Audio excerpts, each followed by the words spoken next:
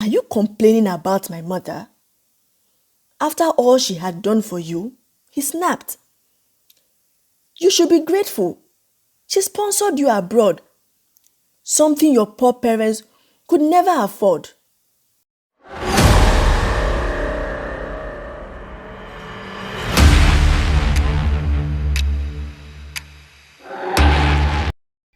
John Marshall sat at the back of his lecture hall in the prestigious University of Lagos, scrolling through his phone, uninterested in the lecture happening at the front.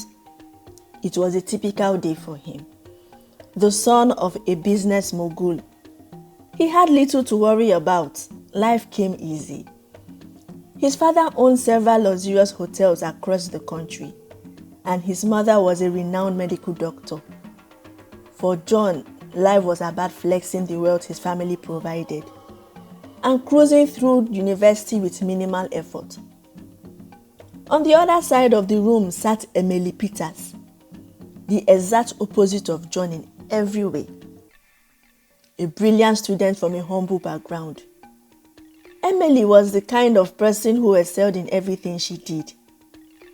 Her parents were both teachers at the state primary school, and they had instilled in her a sense of hard work and dedication. Unlike John, she wasn't at the university to fool around. Her future depended on her success, and she took every class seriously. Their world collided one fateful day when they were assigned to the same group for an important class project. John, as usual, was nonchalant about the assignment. Emily, on the other hand, took the lead, coordinating with the other group members to ensure that they did an excellent job. John's carefree attitude might have been annoying to others, but Emily saw something in him. Despite his arrogance, she believed that there was more to him. As the project progressed, Emily found herself spending more time with John, going over the details of the assignment, while he reluctantly at first followed her lead. Over time, they grew closer, and a friendship blossomed. Despite the whispers from their friends, wondering how the department's best student could be friends with the arrogant John Marshall, Emily remained unbothered. She saw beyond his behavior and believed in the good he was capable of. John, for his part, was mesmerized by Emily's intelligence and kindness. For the first time, he found someone who didn't care about his wealth or family status. She treated him like any other person, challenging him to be better. With her help, John managed to graduate without the extra year he had been destined for. They became inseparable, and as graduation approached, their bond only deepened. At the convocation ceremony, Emily was awarded the best graduating student. A moment of pride for her and her parents. John's parents, while happy to meet her, were far from impressed. Despite Emily's academic achievement, her humble background did not sit well with them. As John's parents started planning for his future, they decided that the next step was to send him abroad for his master's degree. John, however, refused to go unless Emily came with him. He pleaded with his parents, making it clear that she was the only condition on which he would agree to their plans. Reluctantly, they agreed, and soon both John and Emily were on their way to the United Kingdom for further studies. Emily's parents were overjoyed, seeing this as a huge breakthrough for their daughter. They came to John's family house bearing gifts, expressing their gratitude for what they believed was a scholarship that had been arranged for Emily. Though John's parents accepted the gift with a smile, once the Peter family left, They tossed everything away, murmured that they didn't consume such things. They said the items weren't their standard. John and Emily thrived in the UK. Their love grew stronger as they navigated their studies. And after 2 years, they returned home to Nigeria with a surprise. Emily was pregnant.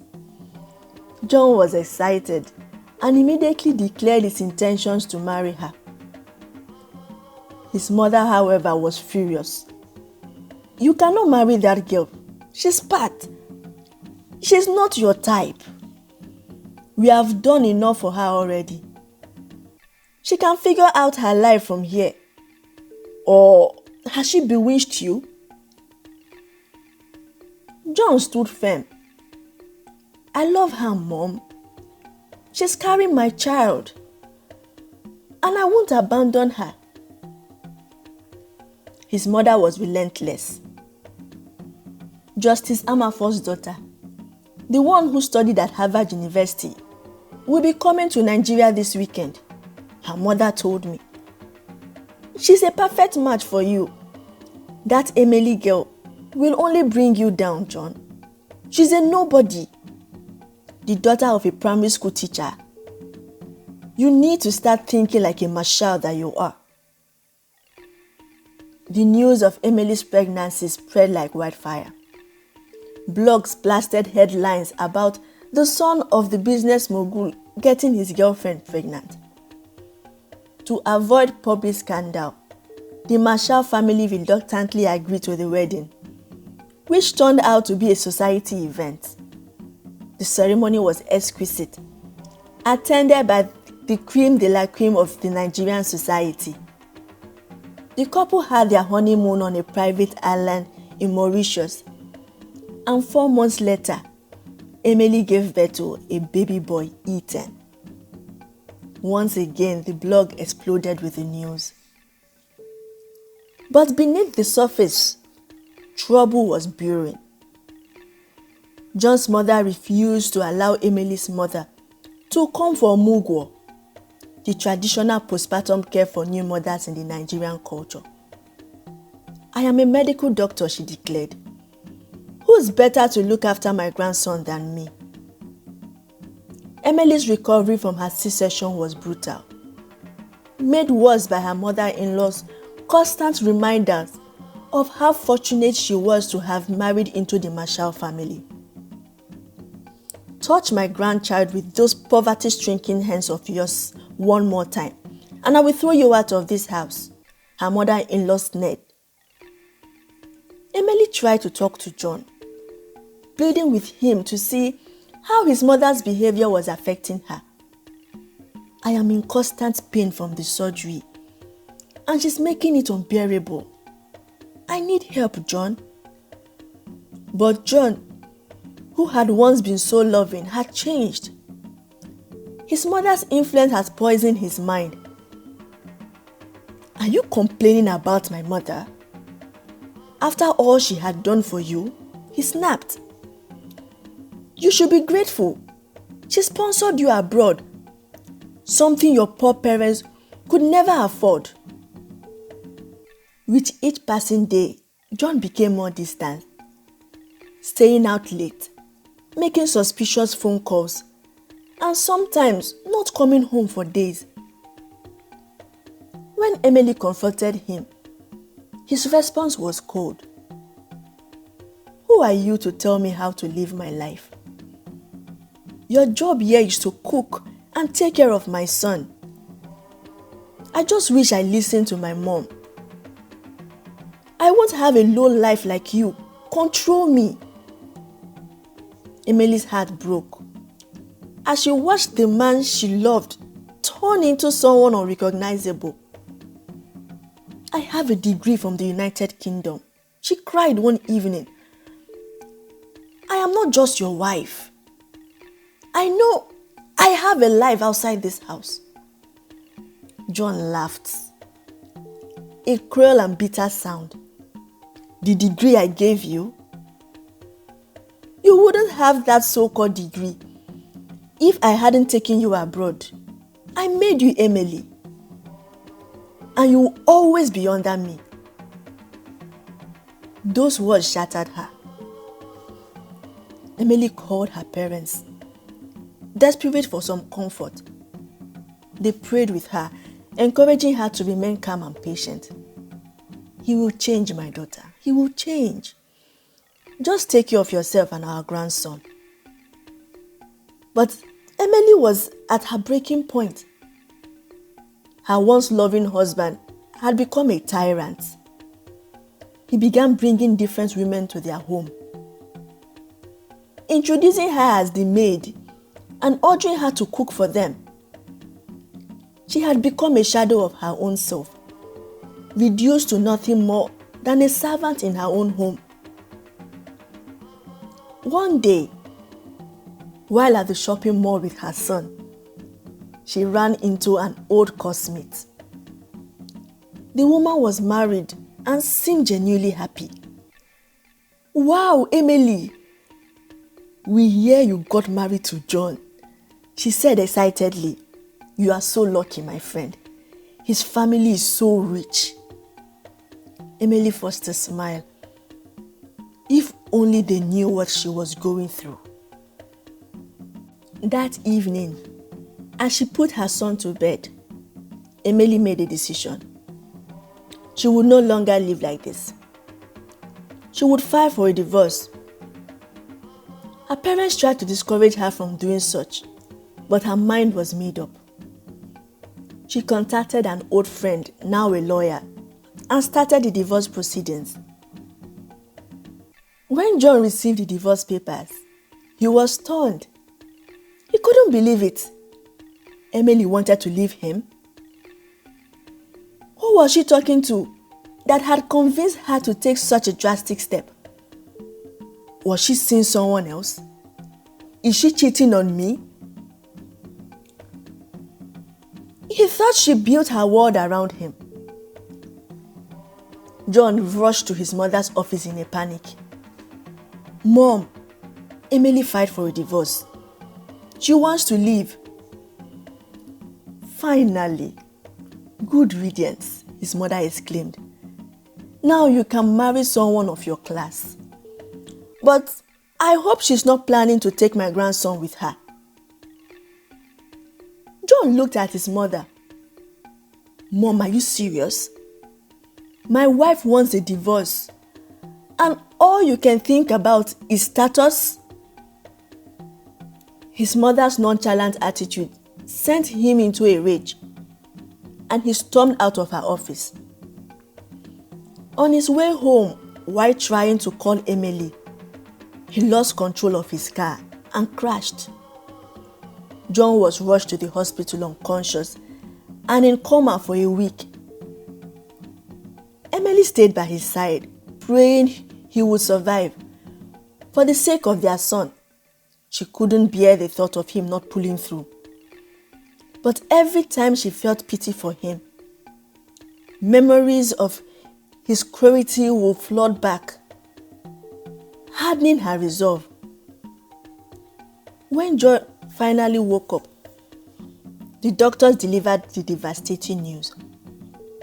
He had suffered a spinal cord injury and would never walk again. His world crumbled. His family was heartbroken. Fly him abroad for advanced treatment. But the assessment remained the same. He would never use his legs. Lying in his hospital bed, John looked at Emily and their son. They were the only things that made sense in his life now. "Please, forgive me," he whispered one day, tears in his eyes. "I love you, Emily. I was misled. We can start over. I know you love me. I can see it in your eyes."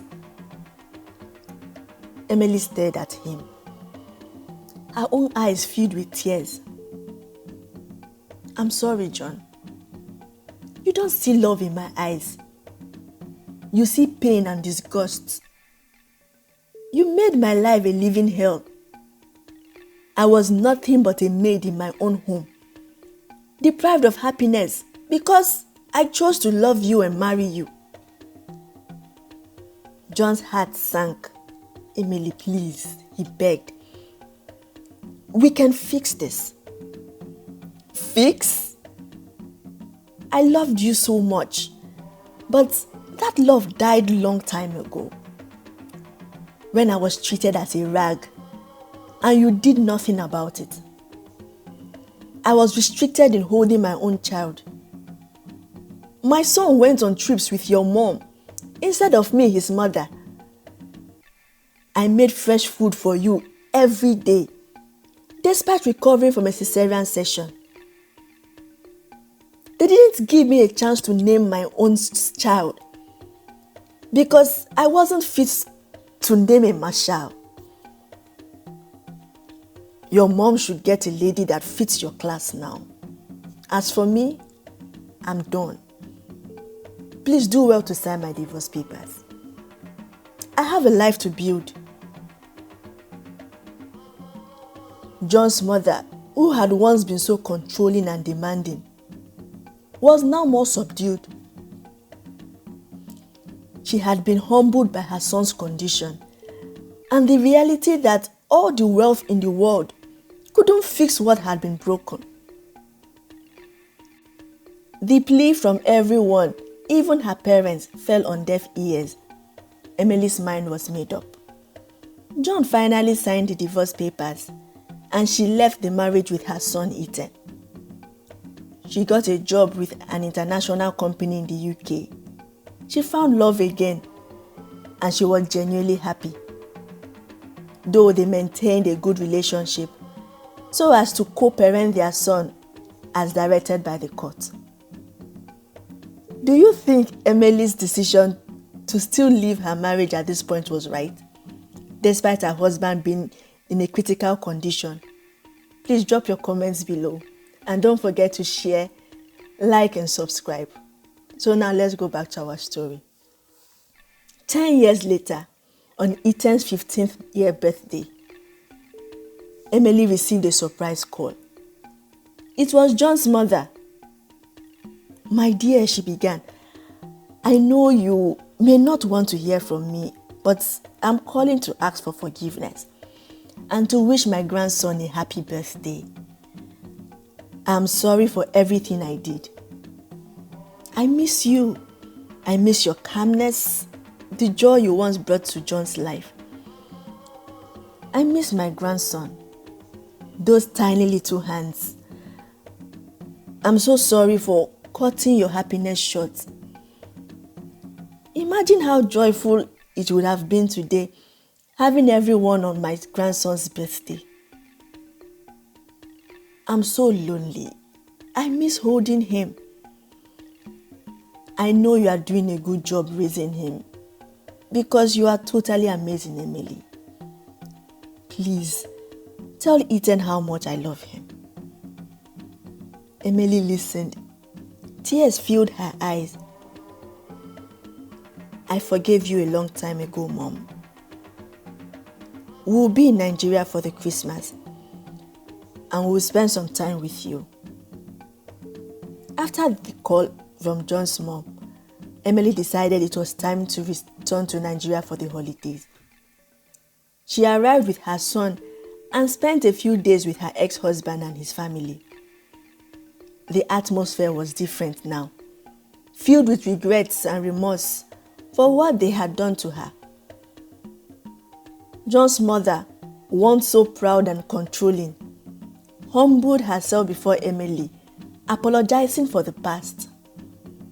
John, now confined to a wheelchair, watched as the woman he once maltreated handled everything with grace. Emily, now stronger and happier, accepted the apologies, but made it clear that her life had moved on. The visit brought closure from both sides, and though their path had split, they left on good terms, united by their shared love for their son.